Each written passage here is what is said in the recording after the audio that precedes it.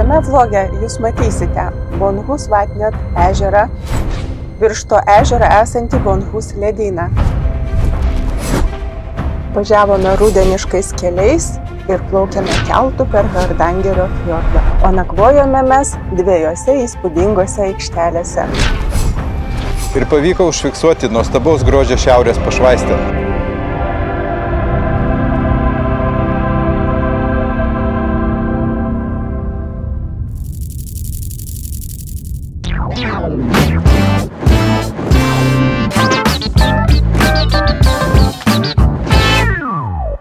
Sveiki! Labas visiems. Na, kaip matote, mes jau vėl sėdime kemperyje mūsų komanda ir keliaujame mes Bonhus Vatnet ežeriuko kryptimi. Dabar yra labai gražus metas, ruduo, o paskutinį kartą mes buvom tenais tik tai vasarą, buvo gražus vaizdas ir dabar norim pamatyti, kaip atrodys Bonhus Vatnet rudenį. Žada gražius, nors ir šaltus orus, bet žada gražius, taip kad mes važiuojam į tą pusę. Dabar važiuojam 40 vaizdingų kelių, važiuojam link Norheimsundo, dar pavažiuosim toliau, paskui plauksim su keltu. Nors dabar 4 valanda yra dienos, bet saulė visą laiką slepiasi už kalno, ne taip kaip vasarą apšviečia ir toks vat šešėlis, toliau apšviesta, bet svarbu saulė yra, mes jau ją ten surasim. Tikrai gražu rudenį, nors čia tai nesimato, ar rudenį važiuoji šioje vietoje, ar vasarą, bet nes yra pušaitės tik tai ir kai nėra lapuočių su geltonais lapais, tai net nežinai, kokiu metų laiku važiuoji. Ir šita mūsų kelionė yra paskutinė su vasarinėm padangom. Sekantį kartą jau mes būsim pasikeitę.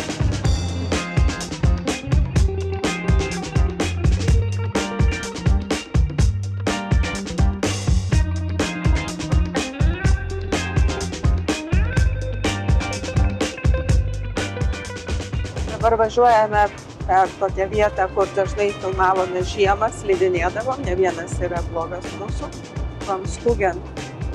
Čia jeigu pasižiūrėtumėt po senus video, tai čia būna labai daug sniego visada. O dabar čia yra gražus ruduo. Vienas kemperis stovi, čia atvyksta turistai vasarą ir iš užsienio į šitą aktyvent parkering. Luna mane tranka laižo iš džiaugsmo. Čia paėmiau. Leidžiamės link Norheimsundo. O dabar susimokėsim. O čia dabar labai buvo mažas. 30 ir 39 kronos. Skirtumas tarp iki 3,5 tonos ir virš 3,5 tonos. Mažas skirtumas mokesčio. Čia pravažiuojam dabar Norheimsundą. Senas miestelis Norheimsundas yra. Ir važiuojame dabar į keltą. Atvažiavome mes į keltą, o kelto nėra. O kur mes čia stosime iš krašto, taip?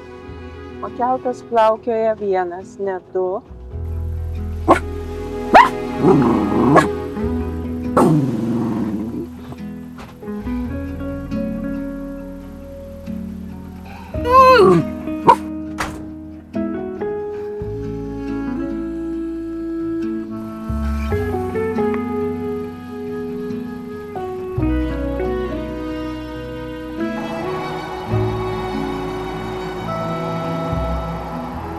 Atplaukė keltas, išvažiuoja automobiliai, kemperių labai daug, palyginus daug kemperių eilėje, bet jie visi į tą pusę. O iš tenais atvažiuoja paprastai lengvieji atplaukė automobiliai. Mes atvažiavom taip žioplokai, aišku. Palaukėme mes čia beveik valandą laiko, pavėlavom 10 minučių ir teko laukti 50 minučių. Na, nieko nepadarysi. Pirmoji eilė. Čia dabar mus fotografuoja, visus numerius fotografuoja žmogus. Paskui mes gausime sąskaitas. Čia kaip įvedė per šitą koroną, tą sistemą taip ir liko. Kaip nuotoliniu būdu, žodžiu, apmokėjimą. Vau, kaip smagiai mes čia galėsime.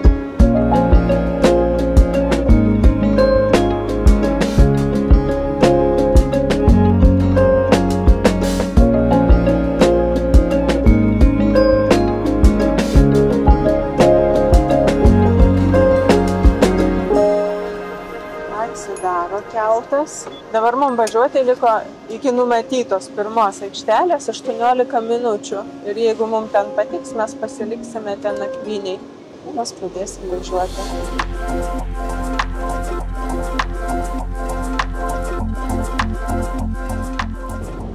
Taip atrodo keltas iš šono. Atrodo nedidelis, bet kiek daug automobilių išvažiavo. O mes važiuojam dabar link Rosendal krypties. Ir pažiūrėsim, ar mums patiks pirmoji aikštelė, kurią esu suplanavusi. Tarp kitko, mes esam ten jau buvę ir man jinai patiko iš tikrųjų, bet ten nebuvo visiškai interneto. Visiškas nulis buvo, bet tai buvo prieš kelis metus, pažiūrėsim, kaip dabar bus.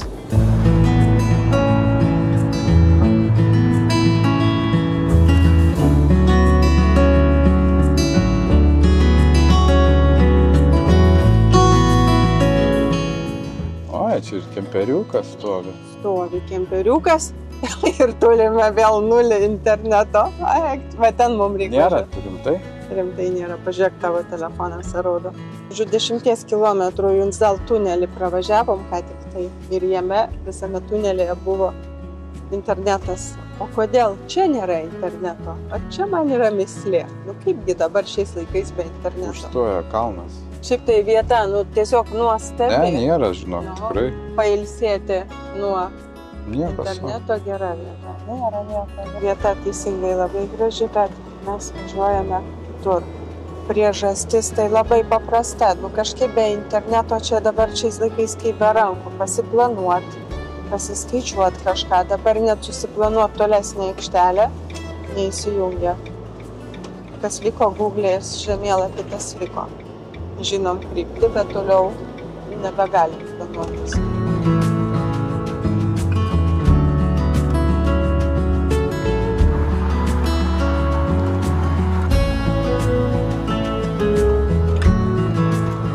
Kemperio aikštelė 150 kronų kainuoja, nei elektros nieko nėra. Čia žviriukas.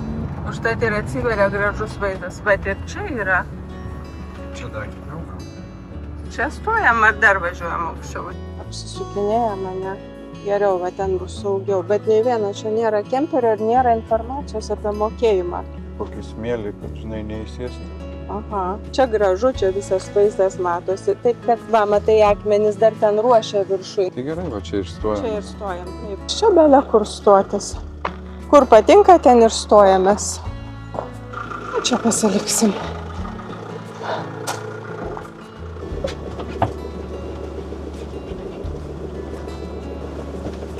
Va, žiūrėk.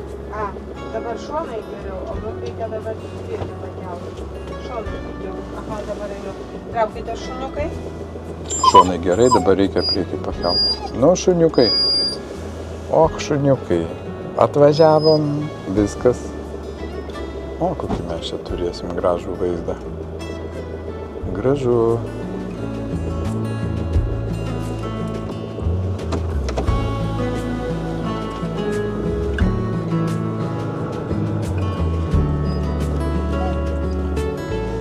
Nu, man atrodo gerai. Neatsipaliokit, ciucikai. Toks vaizdas jau vakare, saulė leidžiasi, o va čia va ta aikštelė ir toksai ženklas yra. Tai čia yra kemperiams skirta aikštelė. Šiuo metu, kadangi dirba, aš suprantu, kad mokėti nereikia, nes nėra jokios informacijos apie mokėjimą.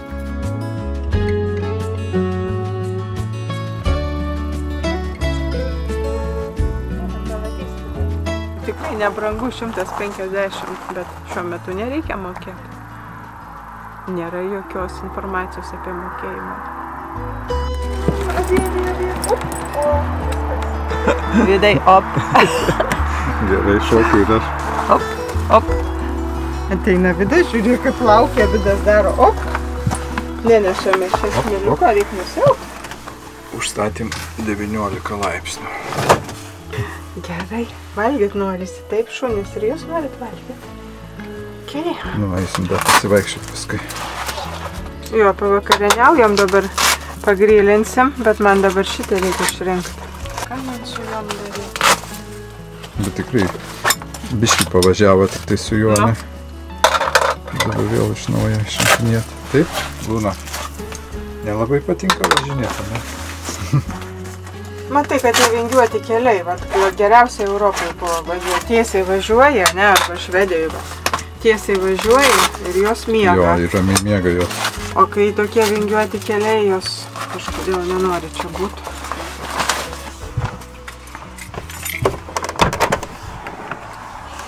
O, čia viskas mums iškrito.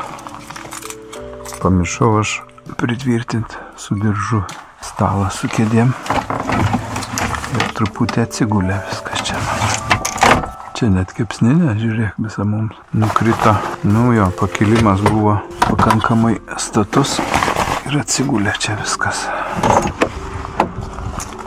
Nu negerai, čia taip iškrito. Kažkaip tai labai jau stačiai reikėjo kilt.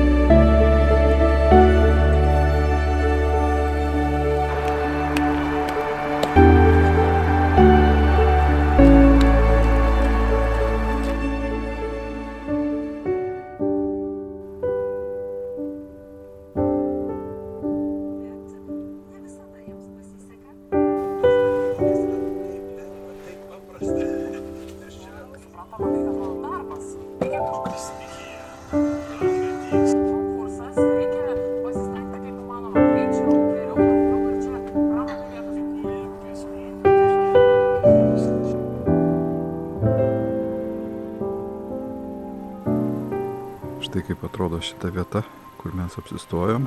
Jau buvo tamsu, kada atvykom vakare, buvo jau sutemę. Na ir va, taip pat matom dabar tokį vaizdą, kad prieš mums fjordas apačioje, kalnai ir svarbiausia, kad šiandien nėra vėjo. Tylu, paukščiukai čiulba, taip norėtųsi dar čia pabūt ilgesnį laiką, bet turėsime išvažiuoti į kitą vietą. Na, mes miegojom kietai. Daiva sakė truputį, kažkaip jai buvo daugiau prabudimo. Aš tai iš karto kritau, buvo tokia nelengva savaitė šitą. Gerai išsimiegojau. Dabar esam pasiryžę naujiems įspūdžiams. Nepamirškite paspausti patinka, pasidalinti mūsų video. Tarp kitko, jeigu pasidalinsit mūsų video, algoritmas tai užskaitys kaip labai gerą jūsų ženklą, kad jums mūsų video patinka. Todėl nepamirškite tą padaryti mūsų kanalo labui. Žinoma ir jūsų. Jūs mūsų esate pagrindiniai įkvėpėjai. Tie apskritimai, va, ten yra auginamos lašišos. Tai yra Norvegijos fjordų peizažo dalis. Nieko nepadarysi. Svarbiausia, va čia koksai gražus vaizdas. Tuoj mes prieisim ir pažiūrėsim. Čia matos daroma yra aikštelė, kad galėtų kemperiai atvažiuoti. Ir tiesiog elitinė vieta, topinė vieta čia bus. Atvažiavai su kemperiu, štai tokį vaizdą turėsi pro savo langą. Nu, gražu, gražu. Galėsi žiūrėti ten į tos kalnus tolumoje. Fantastika. Šitą pušelę, matosi, kad nori išsaugot. Ja pririšo ir jinai dabar čia augs. Na, čia planuojama didelė aikštelė. Tikrai daug kemperių tilps. Gal čia kažkokį ir kempingą nori padaryti. Nes matos, kad čia dedami nemaži pinigai, dedamas nemažas pastangos, kad įkurti kempingą šitokioje gražioje vietoje. Dabar važiuosime link Bonhus Vatnet. Aišku, norėtųsi labiau saulės, kad žalias vanduo tikrai būtų žalias tas efektas, bet greičiausiai va toks oras šiandien ir bus. Saulutė pro debesis, gal ir pasirodys, nu, nieko nepadarysi. Bent jau nelyja, nėra vėjo ir nėra labai šalta. Ką šunys pasiruošę žygiai? Išvažiuojam. Na, toksai status kelias yra. Mes tamsuoju užvažiavom į viršų. Ir tik tai visi sukryto bagažiniai net tiksliai, dabar į kitą pusę. Nu, vasarą čia jokių problemų užvažiuoti tikrai. Žiemą galbūt ir nelabai. Tai. Ir va čia, va, išvažiuosim. Na dabar jie sustos ir manęs lauks. Einu aš. Atsisėsiu, tada važiuosime toliau.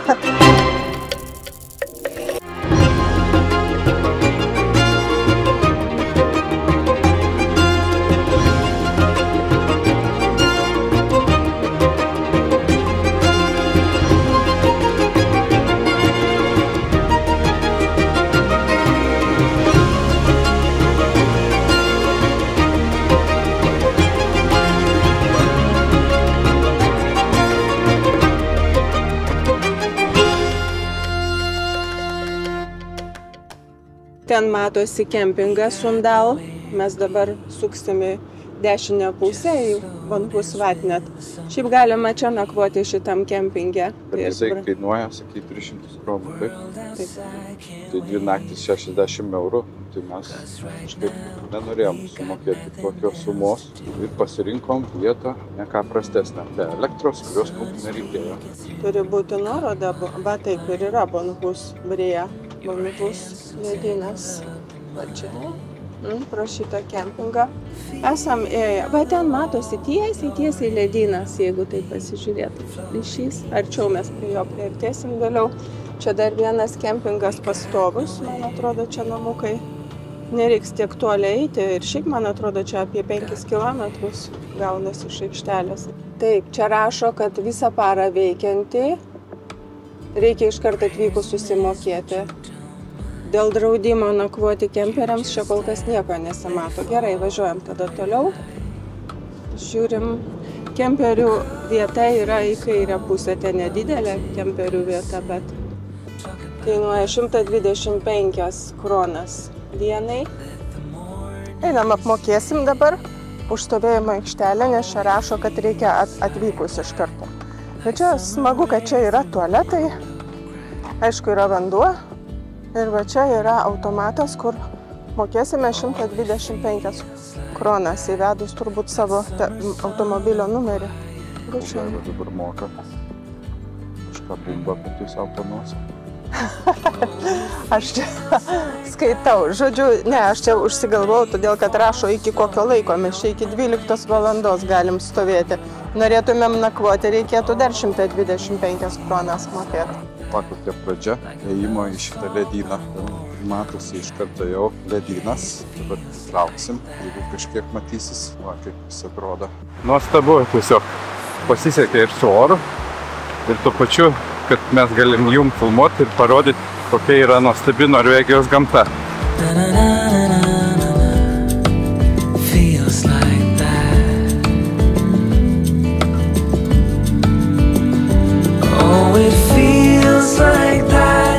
Like summer air through window crack. Oh, it feels like that. Truputėlį pavėlavo mes atvažiuoti čia į šitą vietą.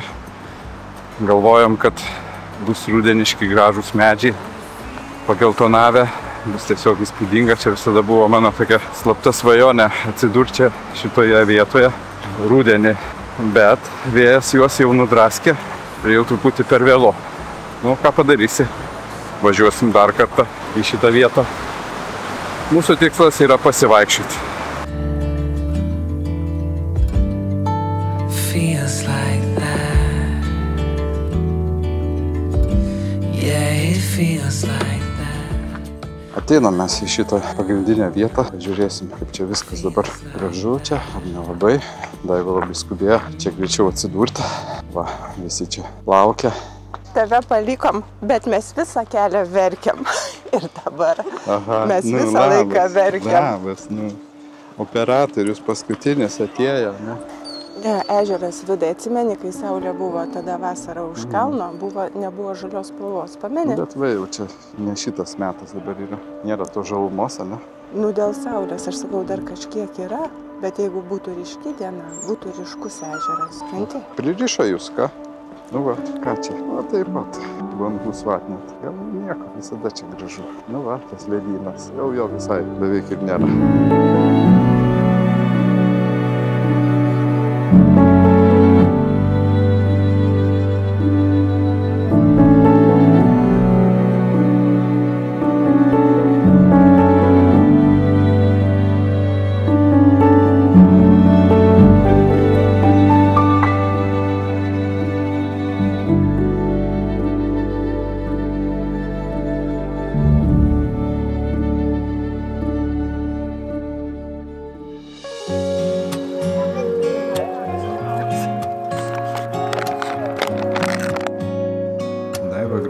stovi ledyno fone. Mes jau antrą kartą valgom šitos turistinės košės. Vieną kartą Švedijoje, dabar Norvegijoje. Ir norėsim tą pakartoti dar Lietuvoje. Druskos per daug. Parodyk man tą savo košę. Bet ir čia daug druskos. Irgi, tai aš vandens daugiau pasidarius esu. Skanu. Daugiau mes jų neturime, ne? Ne. Bet kokie jie brangus iš tikrųjų, ne? Kiek jie kainuoja? 100 nekainuoja, bet kažkas tai kosmosas. Bet toks maistas, kai labai patogu. Kas nors parašykit, ar naudojate tokį maistą. Mes čia padarėm tokį kaip ir atradimą, kad jisai visiškai... gal koks čia atradimas? Čia yra minusas šito, pavyzdžiui, prieš sumuštinius palyginus, kad reikia neštis karštą vandenį. Termose. Tai va, svoris čia tik tai svoris. Svoris to karšto vandens, sumuštiniui paprasčiau įsidėjai. Bet palauk, jeigu einant į kalnus ir tu užsidegi lauželį kažkur, tai tu pasišildai tą vandenį, tu, kaip sakyt, tau nereikia termoso neštis. Bet aš sakau, lyginu su sumuštiniu.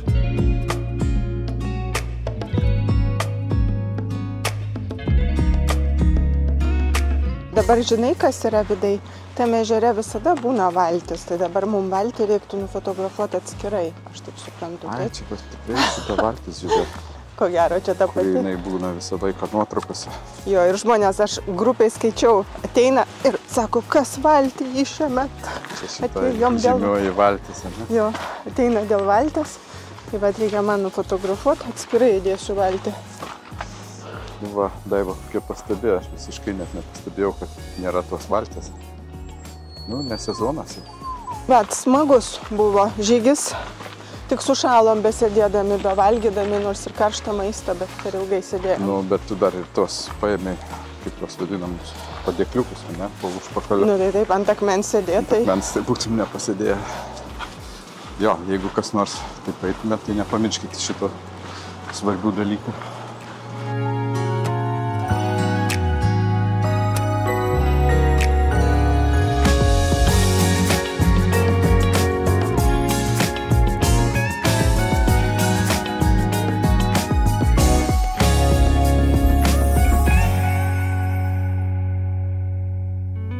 Pagaliau mes įveikėm šitą žygį, virš 5 kilometrų gaunasi pirmin atgal.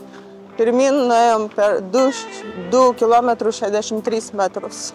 Ėjom 3 valandas su visais filmavimais. Su filmavimais, pavalgymais, pauostymais. Ir va, jau mes ateinam, va, jau čia yra aikštelė. Mūsų kemperis. Užeikite, šunys, užeikite. Op, ne, jėgų neturit, Bela, op. Nu, va. Komanda į laivą. Važiuosim vėl. Išvažiuojame toliau į kitą nakvynės vietą, kuri bus už 20 minučių. Nakvosime mokamoj vietoj. Nelabai čia yra tokių vietelių, ne vien tik tai kalnuose, į kalnus kol kas nenorim sukt. Bet būsim ant kalno, kad mokamoje aikštelėje. Turėsim susimokėti, kad kokiu atveju neišeina. Ne visur gaunasi frikampinti. Ne visur. Ne visada. Šita mūsų kelionė yra daugiau tokia filmavimo ir tikslas parodyti jums daugiau įdomių vietų gražių. O jeigu mes kažkaip tai važiuojam į kitas vietas, tai žiūrim, kad daugiau patys norim pailsėti. Šį kartą daugiau dirbam, filmuojame.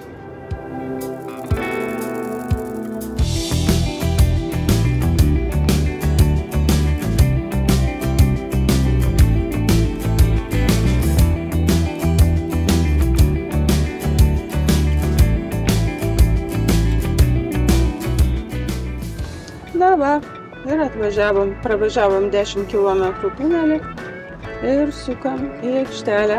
Žiūrėsim. Už čia kemperių ar nebus? Na, matau kemperių. 2 matau, 2 kemperiai. Ar Dangerio kemperių parkavimas. Tai yra 200 kronų už parą, o su elektra yra 250 kronų, o norint išsituštinti tualeto bakelį reikia dar mokėti 50 kronų. Keista. Neteko matyti, kad reikėtų už tokius pinigus ir dar už tą ištuštinimą. Bet yra kaip yra. Ne, čia nieko. Ne, mes čia nieko. Nakvosime, ne? Tik Bet užtat nakvosim. gražus vaizdas. Jo, maistas gražus. O nėra įdomu čia padarytų grilinių vietų stacionarių. Pasižiūrim. Iš tikrųjų, tai aš laikyčiaus pačios dešiniausios vietos vidai. Nes jeigu bus pašvaistė, tai jinai bus dešiniausiai pusė. Bus padaryta. Bet čia graži vieta, jinai verta. Graži vieta, jo. Nu, čia kažkaip tai gal ne, bet jau pats vaizdas ir matosi dar labiau sutvarkyta.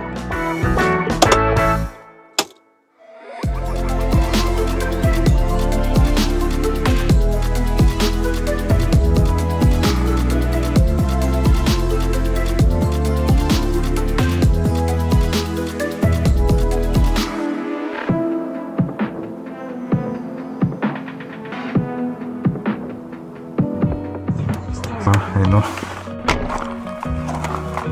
Pasikeisiu dujas iš karto, kad nereiktų man naktį keltis. Deja, taip jau yra. Nieko čia nepadarysi. Kažkaip būtų gerai, aišku, turėti tą sistemą, kuri čia viską pakeičia. Tiksliau, kuri pati pasikeičia. Mes tą procesą jau esam atidirbę. Greitai tą padarysim, nes šitas balionas yra jau tiesiog iš Kroatijos važiuoja. Jis jau visai tuščias, nesuprantu aš, kaip jisai čia taip laiko, taip ilgai. Taip, kur čia tas raktas? Čia šiluma eina. Nu, taip ir žaidžiam su tais balionais, žodžiu. Lauksim, kol baigsis kantrybė ir pasikeisim tą, kuri keičiasi ta sistema. Miegoti.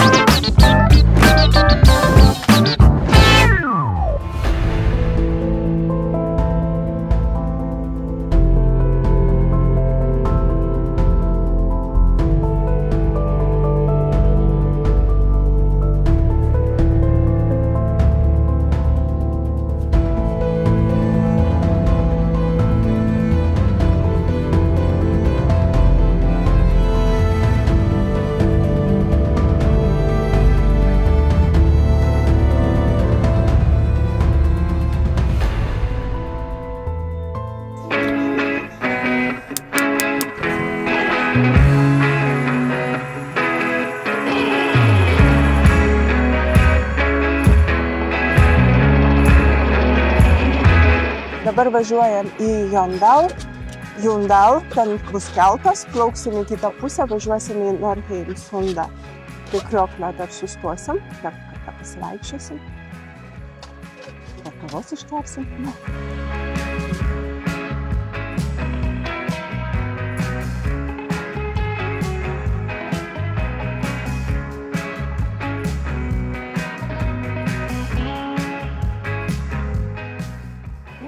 Mes jau prie pat prieplaukos. Tai pasisuksim ir stosim į eilę. O čia, ten matėm jau atplaukė keltas. Laukia šunys kelto. Plauksim dabar.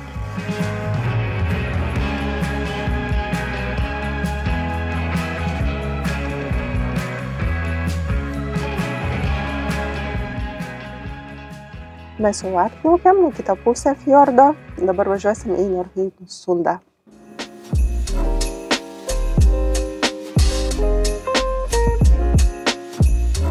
Čia Steindals krioklys. Mes jau prie jo priartėjom ir užsuksim. Aikštelė didelė. Čia tik tai dienos aikštelė. Mes negalime čia nakvoti. Galime tik tai stovėti nuo 8 iki 20. Tik 3 valandas šioje aikštelėje. Atėjome prie Steindals krioklio dabar pasižiūrėti. Čia sustojame labai dažnai. Daugelis jį turbūt irgi esate aplankę. Ir dabar eisime truputėlį prieš kelionės galą, pakilsime į viršų takeliu ir eisime pasižiūrėti, iš kurgi jisai tenais teka, nuo kokio kalno jisai čia nuteka. Smalsu labai.